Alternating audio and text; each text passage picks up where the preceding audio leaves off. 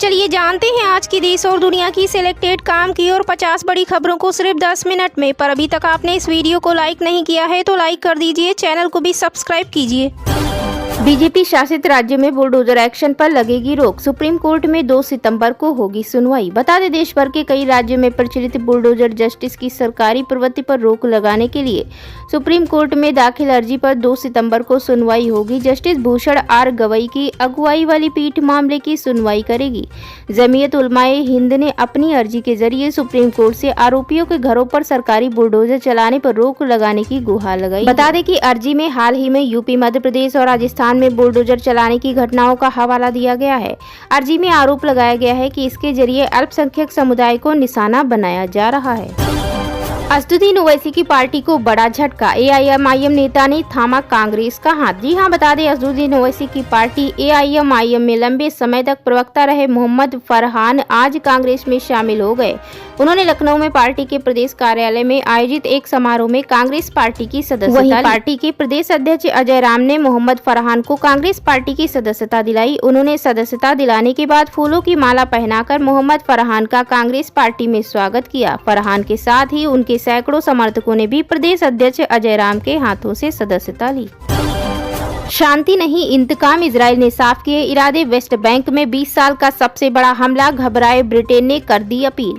बता दें, इजराइल ने शुक्रवार को वेस्ट बैंक में हमास के कमांडर वसीम हाजेम को मार गिराया। हाजेम को जेनिन शहर में इजरायली सेना की वेस्ट बैंक में तीसरे दिन की कार्रवाई के दौरान मारा गया। वहीं बता दें कि हाजेम को जिस कार में मारा गया उसमें हथियार, विस्फोटक और भारी मात्रा में नकदी बरामद हुई है। वेस्ट बैंक में इन दिनों इजरायली सेना की बीते 20 वर्षों की सबसे बड़ी कार्रवाई चल रही है। इस कार्रवाई में शुरुआती 2 दिनों में 17 फलस्तीनी मारे गए। इसमें इस्लामिक जिहाद फोर्स का स्थानीय कमांडर भी शामिल है। शरद पवार ने Z+ सुरक्षा के कई उपायों को ठुकराया, गाड़ी बदलने पर भी सहमत नहीं। बता दें, राष्ट्रवादी कांग्रेस पार्टी के प्रमुख शरद पवार सुरक्षा एजेंसियों की ओर से सुझाए गए कुछ उपायों को मानने से इनकार कर दिया है। केंद्रीय गृह मंत्रालय ने हाल ही में शरद पवार की सुरक्षा को बढ़ाने का फैसला किया था। अब माना जा रहा है कि उन्होंने सुरक्षा एजेंसियों की उपाय को मानने से इनकार कर दिया।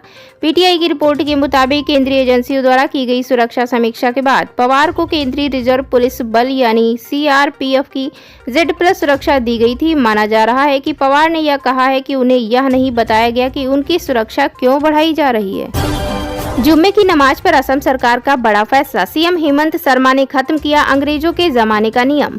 बता दें, असम सरकार ने आज एक बड़ा फैसला सुनाया। सरकार ने जुम्मा ब्रेक पर रोक लगा दी है। मुख्यमंत्री हेमंत बिस्व शर्मा ने खुद ट्वीट कर इसकी जानकारी दी। हेमंत शर्मा ने ट्वीट कर कहा, सरकार ने 2 घंटे के जुम्मा ब्रेक को खत्म करके असम विधानसभा ने उत्पादकता को प्राथमिकता दी है और औपनिवेशिक बोझ के एक और निशान को हटा दिया। बता दें, यह प्रथा मुस्लिम लीग के सैयद सादुल्लाह ने 1937 में शुरू की थी। वहीं बता दें कि असम विधानसभा में हर शुक्रवार को दोपहर 12 बजे से 2 बजे तक मुस्लिम विधायकों के लिए नमाज अदा करने के लिए 2 घंटे का ब्रेक दिया जाता था। अब सरकार ने नियम बदल दिया है और आगे से शुक्रवार को कोई ब्रेक नहीं दिया जाएगा। राहुल को बालक मानना गलती है, वह एक सक्षम राजनेता हैं। स्मृति ईरानी का उल्टा सुर। बता दें, बॉलीवुड अभिनेत्री कंगना रनौत द्वारा राहुल गांधी पर व्यक्तिगत हमलों के बीच पूर्व केंद्रीय मंत्री और लोकप्रिय टेलीविजन अभिनेत्री स्मृति ईरानी ने एक पूरी तरह से अलग रुख अपनाया है। अमेठी की पूर्व सांसद और भाजपा नेता स्मृति ईरानी ने एक टीवी चैनल को दिए इंटरव्यू में कहा, राहुल गांधी को बालक मानना एक गलती होगी। वह एक परिपक्व नेता और सक्षम राजनेता हैं। वह समय के अनुसार राजनीति का संदेश पहुंचा रहे हैं, यहाँ तक कि उनका कपड़ा भी राजनीति का हिस्सा है। स्मृति ने राहुल के बारे में आगे कहा, हमने उन्हें समझने में गलती की। राहुल को हल्के में नहीं लेना चाहिए। वह ठंडे दिमाग से अपनी राजनीति को आकार दे रहे हैं। शाह को नहीं छेड़ते तो बच जाते चिराग। अब एलजेपी आर में टूटते हैं बीजेपी के संपर्क में कई नेता। बता दें, लोक जनशक्ति पार्टी के मुखिया और केंद्रीय मंत्री चिराग पासवान पिछले कई दिनों से बागी सुर अपनाए हुए हैं। वे लगातार नरेंद्र मोदी सरकार को असहज करने वाला बयान दे रहे हैं। बीते दिनों उन्होंने विपक्षी नेताओं के सुर में सुर मिलाते हुए जाति जनगणना की मांग भी कर दी। बताया जा रहा है कि चिराग से इस रुख से बीजेपी आलाकमान काफी नाराज है। इसी बीच सियासी गलियारों में यह भी चर्चा है कि चिराग की पार्टी के कई नेता भाजपा के संपर्क में हैं। दावा किया जा रहा है कि चिराग पासवान को एक बार फिर अपनी पार्टी में टूट का सामना करना पड़ सकता है। उनकी पार्टी के कई बड़े नेता, जिसमें सांसद भी शामिल हैं, वे जल्द ही भारतीय जनता पार्टी का दामन थाम सकते हैं। अमेठी की जनता को मिली बड़ी सौगात। कांग्रेस सांसद किशोरी लाल शर्मा ने किया उद्घाटन। बता दें कि कांग्रेस सांसद किशोरी लाल शर्मा संसदीय क्षेत्र अमेठी अमेठी के दौरे पर हैं। उन्होंने शुक्रवार को संजय गांधी अस्पताल में कैंसर यूनिट और मेडो सखी कार्यक्रम का उद्घाटन किया।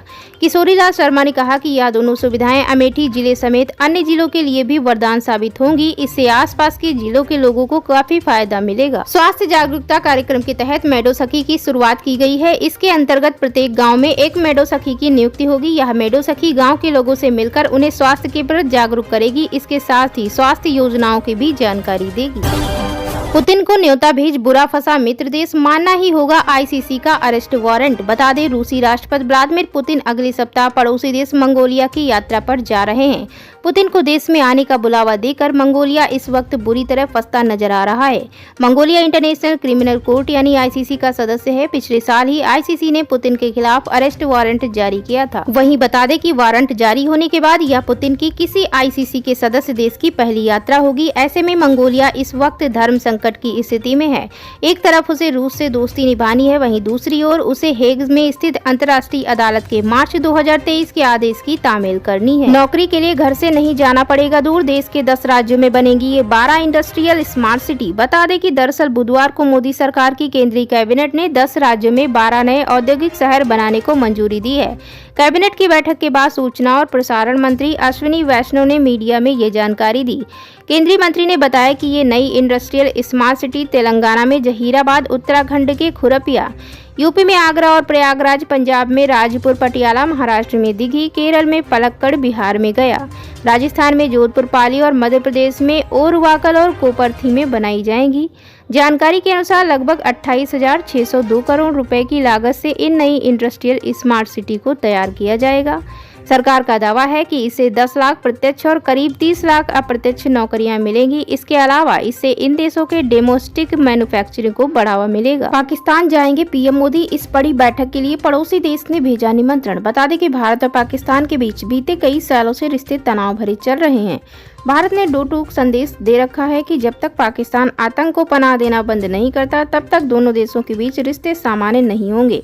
इसी बीच पाकिस्तान की ओर से भारत के प्रधानमंत्री नरेंद्र मोदी को पाकिस्तान आने का न्योता दिया गया है। दरअसल अक्टूबर महीने में पाकिस्तान में शंघाई सहयोग संगठन यानी एससीओ की बैठक होने जा रही है। इसी में भाग लेने के लिए पाकिस्तान की सरकार ने प्रधानमंत्री नरेंद्र मोदी को निमंत्रण भेजा। बता दें कि पाकिस्तान के विदेश मंत्रालय की प्रवक्ता मुमताज जहरा बलूच ने कहा है कि 15 से 16 अक्टूबर को होने वाले शिखर सम्मेलन में भाग लेने के लिए राष्ट्राध्यक्ष को निमंत्रण भेजे गए। पाकिस्तानी प्रवक्ता मुमताज जहरा बलूच ने बताया कि सम्मेलन में भाग लेने के लिए भारत के प्रधानमंत्री नरेंद्र मोदी को भी निमंत्रण भेजा गया है। कुछ देशों ने पहले ही एससीओ के राष्ट्राध्यक्षों शिखर सम्मेलन में भाग लेने की पुष्टि कर दी है। बलूच ने कहा कि तय समय पर यह बताया जाएगा कि किस देश ने पुष्टि की है। हालांकि भारत की ओर से अब तक खुलासा नहीं हुआ है कि सम्मेलन में भाग लेने कौन जाएगा। शंघाई सहयोग संगठन के शिखर सम्मेलन से पहले मंत्री स्तरीय वार्ता और वरिष्ठ अधिकारियों की कई दौरों की बैठक होगी। इसमें सदस्य देशों के बीच वित्तीय, आर्थिक, सामाजिक, सांस्कृतिक और मानवीय सहयोग पर ध्यान केंद्रित किया जाएगा। में गया, राजस्थान में जोधपुर पाली और मध्य प्रदेश में ओरवाकल और कोपरथी में बनाई जाएंगी। जानकारी के अनुसार लगभग 28,602 करोड़ रुपए की लागत से इन नई इंडस्ट्रियल स्मार्ट सिटी को तैयार किया जाएगा। सरकार का दावा है कि इससे 10 लाख प्रत्यक्ष और करीब 30 लाख अप्रत्यक्ष नौकरियां मिलेंगी। इसके अलावा इससे इन देशों के डोमेस्टिक मैन्युफैक्चरिंग को बढ़ावा मिलेगा। पाकिस्तान जाएंगे पीएम मोदी, इस बड़ी बैठक के लिए पड़ोसी देश ने भेजा निमंत्रण। बता दें कि भारत और पाकिस्तान के बीच बीते कई सालों से रिश्ते तनाव भरे चल रहे हैं। भारत ने दो टूक संदेश दे रखा है कि जब तक पाकिस्तान आतंक को पनाह देना बंद नहीं करता, तब तक दोनों देशों के बीच रिश्ते सामान्य नहीं होंगे। इसी बीच पाकिस्तान की ओर से भारत के प्रधानमंत्री नरेंद्र मोदी को पाकिस्तान आने का न्योता दिया गया है। दरअसल अक्टूबर महीने में पाकिस्तान में शंघाई सहयोग संगठन यानी एससीओ की बैठक होने जा रही है।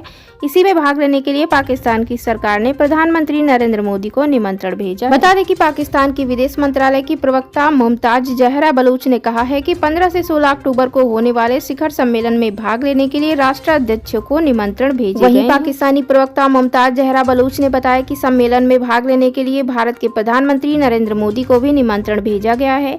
कुछ देशों ने पहले ही एससीओ के राष्ट्राध्यक्षों शिखर सम्मेलन में भाग लेने की पुष्टि कर दी है।